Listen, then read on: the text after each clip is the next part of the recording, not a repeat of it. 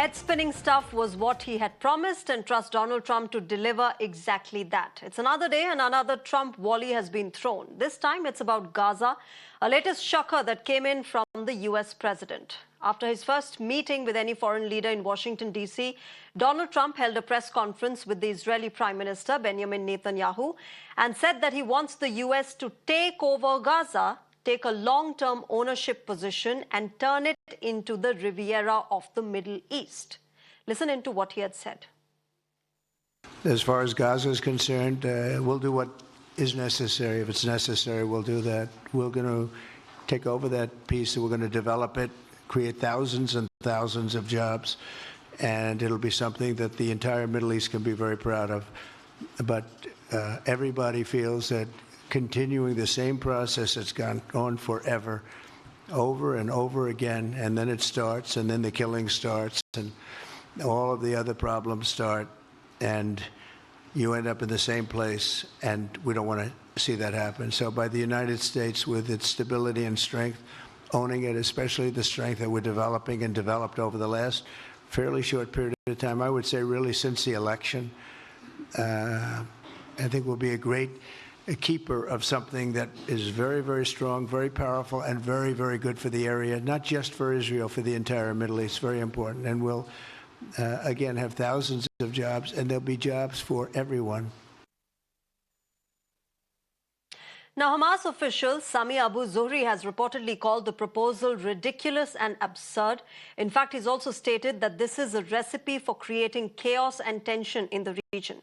On the other hand, while Prime Minister Netanyahu said the idea is worth giving a thought to, his neighbors Jordan and Egypt have rejected the idea of Palestinians being resettled, asserting that our homeland is our homeland.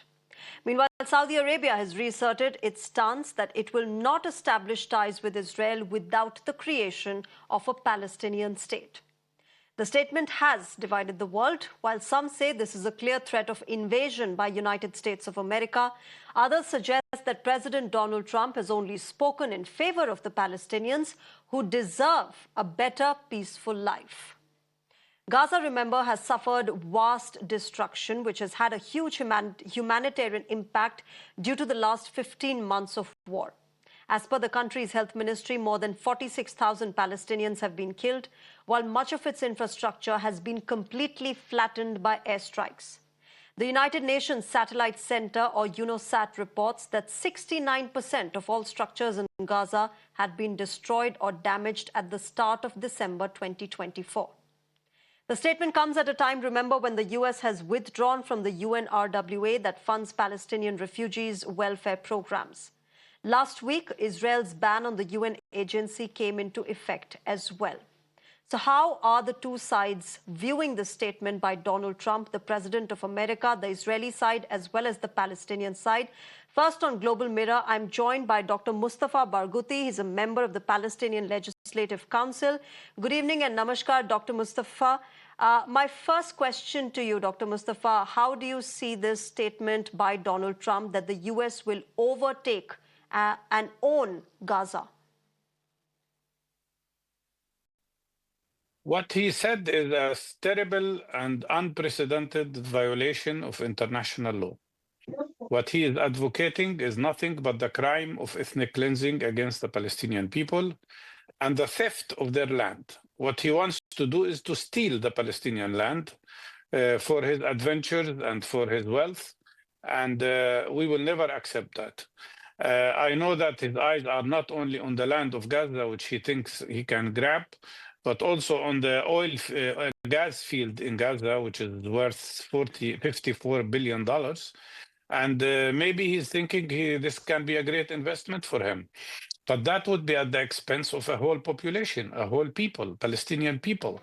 And what he's calling for is a war crime. And if he was thinking he will ever get a Nobel Peace Prize, he's now going to get, if he continues this position, the description of being a war criminal.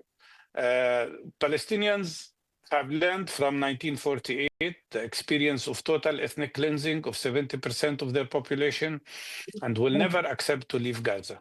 Whatever it takes, what Netanyahu failed to achieve through bombardment, through ethnic cleansing, through genocide, Mr. Trump will not be able to achieve through his political pressures or maneuvers. You know, a lot of people, Dr. Mustafa, also say that perhaps Trump's statement is meant for the benefit of the people who stay in the Gaza Strip, for the Palestinians who are suffering day in and day out because of the kind of destruction and absolute devastation that they witness and experience every day.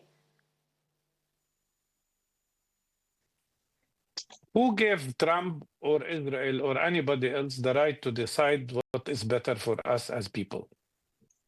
By which law? We want to be in our country. We want to be in our homeland. What Trump is proposing is nothing but a Zionist Israeli plan. Their goal is to ethnically cleanse Gaza now and then annex the West Bank and then ethnically cleanse the whole population of the West Bank. This is the same settler colonial project that Israel initiated in 1948, and it continues. And we will not accept that. Of course, if Trump cares about us, he should ask the Israelis, why did they kill 70,000 of our people in Gaza, including 17,000 children? If he cares about us, he should ask himself, who gave Israel the 86,000 tons of explosives that were thrown on Gaza to destroy the houses, the buildings, the hospitals, the schools, and everything? Israel was responsible for that. If he cared about us, he will tell Israel, end your occupation, remove your troops from Gaza and the West Bank, stop the ethnic cleansing that is happening now in the refugee camps in West Bank. Stop attacking Palestinians, allow them to have a state of their own, and allow them to have peace finally. This is the right way for both Palestinians and Israelis. But what he's doing is to encourage Israel to be fascist, to encourage Israel to continue their 3 war crimes against the Palestinian people. And what he should understand is that neither Palestinians are going to leave their country, even if they have to die in it. And the Arab countries that he's hoping will provide places for Palestinians are rejecting this plan completely because they know this will threaten their national security. And the peoples of these countries, like Egypt, Saudi Arabia, or Jordan, will never accept that their country would participate in a crime that is called ethnic cleansing of the Palestinian people. You know, Dr. Mustafa, you accused Donald Trump of, creating chaos and bringing in instability in the region, but he's somebody who's been involved not just in the ceasefire talks at the moment between Israel and Hamas, and the second phase, of course, is underway of that hostage deal, but he's also somebody who brought in the Abraham Accords, and, he wanted some sort of stability coming into the West Asian region. How could you want peace if you are committing a war crime, like ethnic cleansing of a whole people? And what he did in the first time of his presidency is to advocate normalization with Arab countries, between Israel and Arab countries, to liquidate the Palestinian issue. And his proposal failed, of the so-called deal of the century. Now he's coming even with a worse proposal. And if he really wanted peace, he would tell Israel, end occupation. End your occupation instead of consolidate their occupation and destroying any opportunity for a Palestinian state. If he wanted peace and he wanted our sake, why is he refusing now any Palestinian state? When he was asked about whether he supports the creation of a Palestinian independent state, he said, time has changed. And he evaded the question. And Netanyahu in front of him said there will be no place for any Palestinian state. So by eliminating our rights, he wants to take care of us. By eliminating our rights and making us refugees spread all over the world, he's supporting our needs? No. This is all nothing but hypocrisy to justify what is unjustifiable, which should be called as it is, the war crime of ethnic cleansing. Donald Trump might have not answered the question on Gaza very clearly as far as the two-state solution is concerned within Israel and Palestine, but he also was never against it. He never said that he stands against the two-state solution. But he supports Israeli occupation. He's providing Israel with all the military equipment they need to continue the occupation. And he did three horrible things. He recognized the illegal annexation of East Jerusalem to Israel and moved the American embassy to it. He recognized the illegal act of annexing and the Golan Heights, which are occupied by Israel, that belong to Syria in violation of international law. And he allowed the recognition of Israeli illegal settlements, which are a violation of international law as well. So he did everything to destroy any potential or possibility of a Palestinian state. If he wants to see peace in this region, he has to accept us as equal human beings, and he has to accept our national and human aspirations as he does for the Israelis. Would this statement then, Dr. Mustafa, have an impact on the talks that are underway for the second phase of the ceasefire and the hostage deal? Unfortunately, the Israeli establishment, and especially the fascist parties in Israel, like Smotrich and Ben Gvir and others, have perceived what Trump did as an encouragement of their aggression. And unfortunately, what he did will encourage those who want to reactivate the war on Gaza and reactivate the acts of genocide against the Palestinian people, killing more people in addition to the 70,000 people we lost by Israeli attacks, killing more children in addition to the 17,000 children that were already killed by Israel. That's why I think what he did is absolutely irresponsible. And he should not have done what he did, because this could create explosions not only in the Palestinian territories and not only between Israel and Palestinians. This could lead to explosions in the whole region. And therefore, how do you see moving forward Trump's second presidency impacting this conflict? Because the world has been rattled with Donald Trump coming in. How do you think this is going to move forward? President Trump is used to surprising people and shocking people and bullying people. And so I think the best reaction to him would be a very strong pushback. And the pushback has to come, first of all, from Palestinians, and it's happening. And the pushback has to come from Arab countries, and it is already happening by Egypt, Jordan, Saudi Arabia, which for the first time in their maybe diplomatic history made a statement at 4 a.m. in the morning, Saudi time, to tell Trump that what he said about Saudi Arabia is incorrect and unacceptable, and that Saudi Arabia will never accept the transfer and ethnic cleansing of the Palestinian people, and that they will never give up the right of the Palestinian people to have a state of their own, and they will not normalize with Israel unless there is a Palestinian state in place. So I think there is a strong reaction, but what we hope to see is that many other countries in the world who say they respect international law, like China, Russia, India, and many other countries, and European countries, they should stand up to what he said and say to him that ethnic cleansing is not permissible in the 21st century. We do hope that there will be a meeting of 56 Arab and Muslim countries who could also take a joint stand to support the position of Palestinians, Egyptians, Jordanians, and Saudi Arabia. You talk about pushback, Dr. Mustafa, but the Israeli military, the Israeli civilians have suffered as much damage and devastation in this war as perhaps you have. And every time there is a talk of pushback by Palestine, Israel and its supporters say, what about the October 7th attacks which were initiated against Israel by Hamas? When they say they were first attacked, they are lying, simply. Israel has been attacking us for 76 years. When they ethnically cleansed 70% of our people and destroyed 521 Palestinian communities, erasing them to the ground. We've been attacked by them when they occupied the West Bank and Gaza 57 years ago and maintained the Israeli occupation. We've been attacked when they put Gaza under siege, depriving it from clean water, depriving it from electricity except for 5-6 hours a day, depriving young people from the ability to find jobs. Gaza was under siege. It was the largest open air prison in the world, as one Israeli writer, Ilan Pape, described it. So we were attacked before.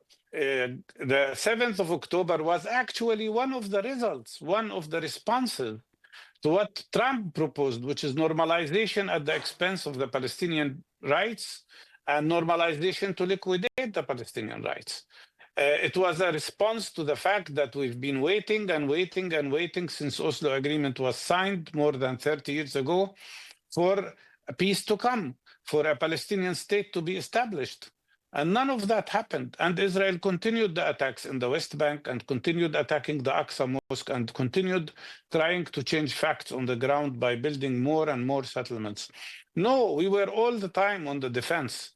Of course, we don't want any Israeli or Palestinian life to be lost. I don't want, and I don't accept that any child would die, whether Palestinian or Israeli.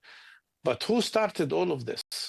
It's the Israeli illegal occupation and the Israeli settler colonial project, which wants to displace us completely and take over our land and prevent us from having normal life and normal prosperity. They keep thinking they want security, but they never say anything about Palestinian security. Although if you count the number of Palestinians killed or injured since the beginning of this situation, you will find that most of the people killed were on the Palestinian side. All right, we'll leave it there. Dr. Mustafa Barghou, thank you very much for speaking with us on Global Mirror and sharing your perspective on Donald Trump's latest statement on Gaza. Thank you very much, sir. With that, ladies and gentlemen, let's also welcome my Israeli guest on the broadcast. He is Mr. Dror Eider, former Israeli ambassador to Italy and San Marino. Ambassador Eider, good evening, namaskar. Thank you very much for speaking with us on Global Mirror. My first question to you is, of course, what you make of the Trump statement. There's been a lot of reaction, mixed. Some are in favor, some are against. You must have heard the Palestinian guest as well. And he is of the opinion that, you know, Trump is only trying to invade the Gaza Strip. Well, I heard the former speaker, and I'm used to it. It was a bunch of lies. Incredible that these people are speaking in English with nice words, but in Arabic, they said bad words. It's the double language that we were used to it. Well, first of all, there is no occupation in the land of Israel. This is our ancient land for 3,000 years, 2,000 years almost before the Islam came to the world. The Arabs and the Islam came to this land 1,500 years ago, and they occupied our lands while Jews still lived there. So just for the record of history, this is the land of Israel. It's written in the Bible, it's written in the international law, and it's written in millions of pages of history. So first of all, we're thinking about it. Second, Trump is not a savior. Trump looks at what's happening now in the Strip of Gaza, and he sees a devastated area. So if we want these people to have good life, we need to move them to another places, like tens of millions of refugees all over the 20th century and 21st century that moved from one place to another place to open new life. What are we talking about? We are talking about Hamas. Hamas has a charter, a political manifest that has two major principles. One is full dedication to the destruction of the state of Israel, and second, full dedication to murder any Jew in any place in the world. So I know as a historian only another document similar to it. It was written in Nazi. It was written in Nazi Germany 100 years ago. Okay. So we are speaking about the new Nazis on our borders that raped our women, decapitated our sons, born alive, father and children together. This is a free fighters. These are criminals, barbarians that do not want a state of their own. What the former speaker said that all this area was in siege, it's a lie. Why? Because the border with Egypt was open. They transferred through the tunnels everything they wanted, ammunition and everything. But instead of prospering this area and making it like Singapore of the Middle East, they preferred to make this place as a huge military base while they used their children as a human shields because they knew that the Israeli have mercy and they will not bombard their school places and mosque and everything. But because they took advantage of it, Okay. and they put all their efforts in building a huge fortress in order to destroy the state of Israel, we did not have any choice but to destroy it. Because we learned, we the Jewish people, and Ambassador ancient Haider. people like the Indians, we're ancient people, we learned the only 80 years ago in Europe. We don't have any other place. This is our homeland.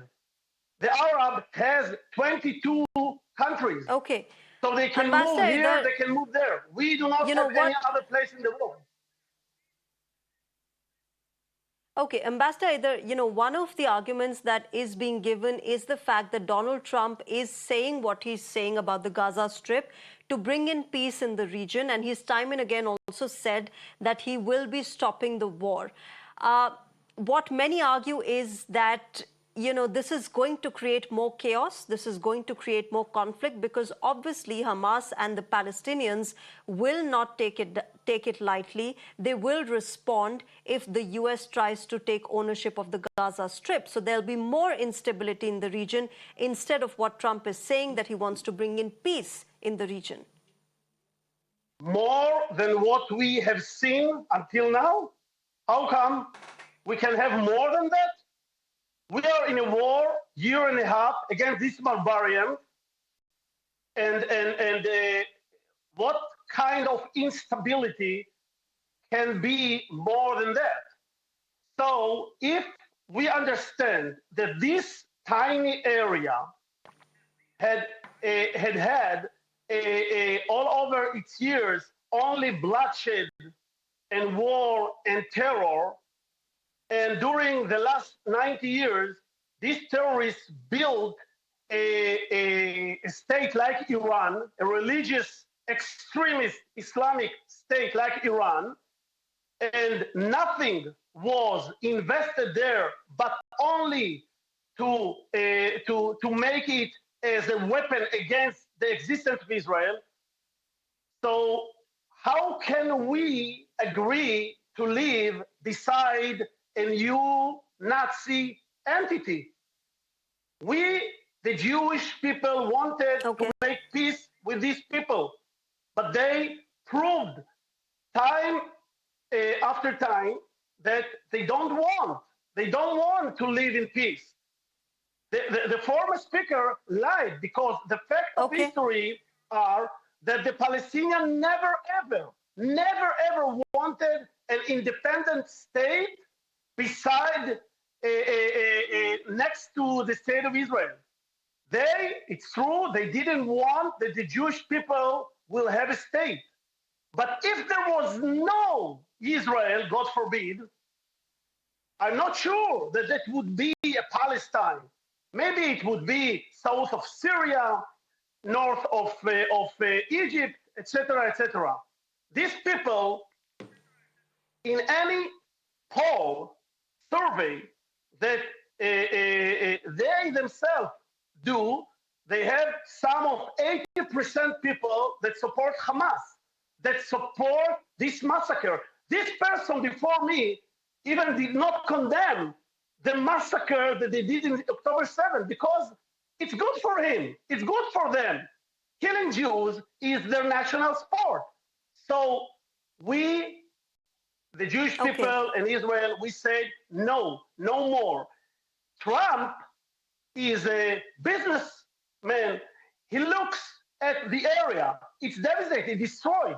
So in order to clean it, to repair it, we need to transfer the population. I'm glad you referred to Donald Trump. Yeah, I'm glad you referred to Donald Trump as the businessman. But before I ask my question, let me also tell our viewers that these are AI-generated images that we have made just to sort of give you a representation of what Donald Trump has been saying, of how he's going to make over Gaza if and when the US does. But Ambassador Either, you know, talking about Donald Trump, the businessman, many also say that he's only seeing this as perhaps a real estate project and a profit that he wants to earn and not really going in for a political solution. Do you expect United States under Donald Trump to play that role in between Israel and Palestine, that of achieving a political solution? Because many say this is not what Donald Trump is looking at. So tell me, did all these genius politics give us better solutions? They were not businessmen, they're politicians, intellectual. What did they give us? Nothing. Maybe we should think out of our box. Maybe we were used to think like the former speaker, that speak about Palestinians, speak about it. Nothing was true in his words.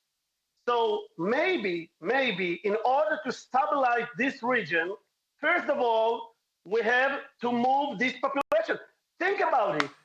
A child in Gaza during the last decades did not have any future but to be a terrorist. Why? Why didn't they think by themselves, okay, we have Israel withdrew from this place. It was not in siege.